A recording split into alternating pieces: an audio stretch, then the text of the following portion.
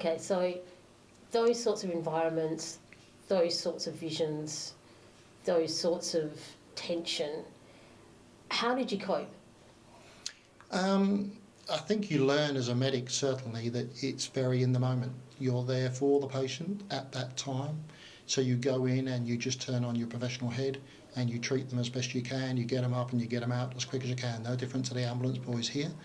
Obviously, the environment of where you're operating is totally different, but you focus on the patient, you do the best for the patient, and then you get out. I know, but those environments that I'm assuming are exceedingly stressful. Yep. I'm assuming not exactly the most hygienic. It's not like you're in an operating theatre. You've got people trying to shoot you whilst you're trying to help this guy or girl out there. I mean, how do you remain calm? Like, we've got people that are stuck at home losing their mind. That's nothing in comparison to what you're dealing with. I think over the years of experience, everybody has a role. So when you go out in the helicopters to pick up the patient from a battlefield operation, the helicopter comes in, there's a meeting party waiting for you with the patient. But then on your aircraft or helicopter, you also have a defence force. So they'll go out and set a perimeter to make sure that you're safe. So the area will be as secure as possible before the medic, which is us and the asset, we are the asset, will be allowed to go out to receive and get the handover and treat the casualty. Okay. So it's one of those things you learn in the military, that everybody has a specific role, and for you to operate, you have to trust people to do their role. It's almost like you've got to compartmentalise what you're doing, go, this is what I'm here to do, and just do it as best and as quickly as you can and get the hell out and move on to the next one. The focus is on the patient. Obviously the same as like anyone that does first aid here, the area of safety for you prior to going in to treat anybody. I have to rely on those guys. The pilot wouldn't land unless it was safe. We're all on comms together, so we know the intel of the area before we land.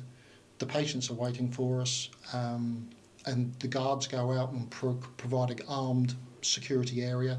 You pick the casualty up, you treat them as best you can, and you get back. So whereas here in Australia and the UK, you have what they call the golden hour to treat a casualty, we were doing it in a golden 10 minutes. Wow. Okay. What made you decide to leave? The service? Yeah. I'd done my 25 years and I'd gone past my pension point. My wife and I had recently got married, literally 10 days before I went to Afghanistan.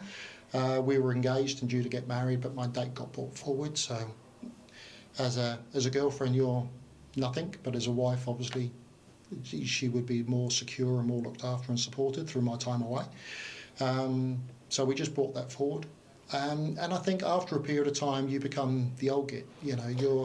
You've got the juniors that are coming up, and the rules and regulations and the morals that I had when I first started, and I'm sure my sergeant said the same about me, being a new baby. You find out somehow you don't fit into the game anymore, or you've outgrown the game, and you have to treat it as a game. How did your ego cope with that?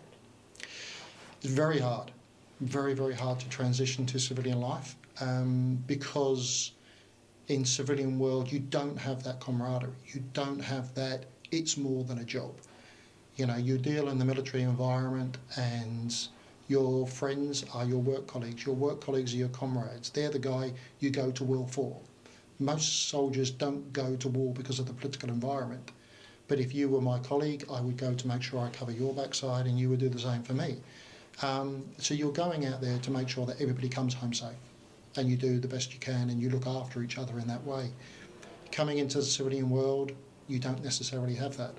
I found another transition coming out and doing manager roles within healthcare, that you do your annual assessments and your annual appraisals of staff, and you say to them, so what's your goal? What can I do for you this year? What courses would you like?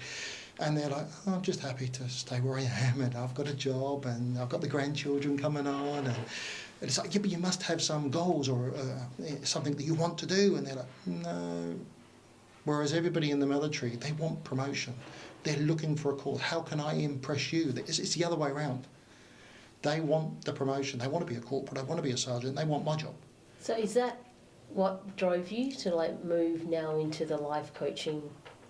Yeah, very much. I think from the career, when you are a sergeant, as a flight sergeant as I was, you're not just a 9-to-5 boss. It's not that environment. Even if you're in the UK, the guys that are serving with you, the troops, aren't near their mums, they're not near their dads, they don't have Big Brother down the road. So you end up having to be their welfare. You happen to be the father away from home. You happen to be their career coach, as well as being their mentor. And even their relationship coach when the guys have got their problems, and the girls. So you just tell them all the mistakes you made and hope they do better.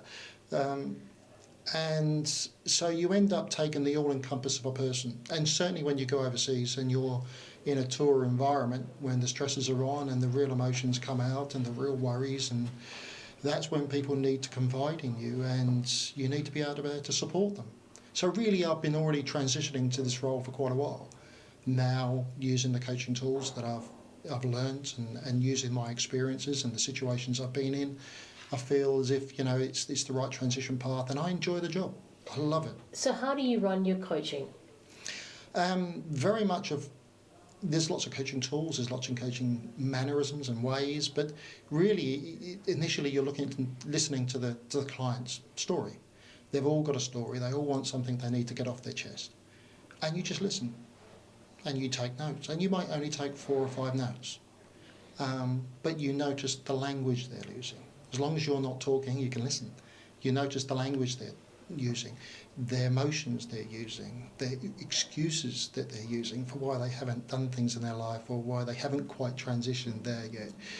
And they're the areas that you need to work on. It's the self-talk. But unless you listen to the client and know where they want to go and where they've been and what's currently holding them back, there's no way you can come up with a pattern for them. So what's the difference then between what you do and going and seeing like a psychologist or a psychiatrist? With those guys, you're looking for a medical diagnosis, you're looking for treatment, you're looking for medication, you're looking for answers from them. Yep.